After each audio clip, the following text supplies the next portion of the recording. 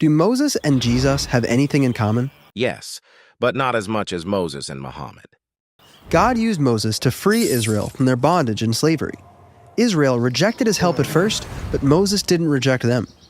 Moses' relationship with God was so intimate that trusting or rejecting him was treated as trusting or rejecting God. I suspect he'll go to Numbers 31, where Moses tells Israel to kill all the Midianites, but keep the young girls for themselves. And I suspect Daniel will argue God was permitting Israelites to take virgin child brides. But scholars like Robert Alter and Paul Copan note this was not a command from God. The text says this is Moses acting on his own out of anger. And rejecting Muhammad is also rejecting Allah, as the Quran states. And he was known for his miracles, like turning water into blood and splitting the sea. God told Moses that one day he would raise up another prophet like Moses.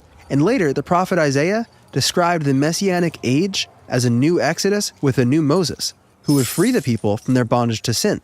What is the source? The book of Isaiah has 66 chapters, and the Bible mentions Isaiah in other places. How am I supposed to find this? The New Testament teaches that Jesus' relationship with God is so intimate that trusting or rejecting him is trusting or rejecting God. And Jesus is also known for his miracles, like turning water into wine and walking on the sea. Many prophets are known for miracles. Jesus died to free people from their bondage to sin. And even though Israel rejected him at first, just like Moses, Jesus has not rejected Israel. He offers life to anyone who puts their trust in him. The word kam in the present serves for both the past and the future, this being a constant in our language. The intent being that there will never again arise anyone among the Jews who will attain to his level of prophecy.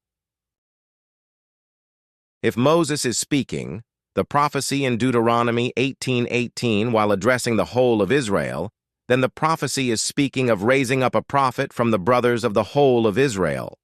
This means that the prophet like Moses cannot be a reference to the Israelites themselves. Rather, the coming prophet will be raised amongst a nation that is the brother of Israel. The Ishmaelites have been called the brothers of the Israelites. Now let's put the final nail in the coffin that Jesus is the prophet like Moses. St. Augustine denied Deuteronomy 18 to be about Jesus, he said.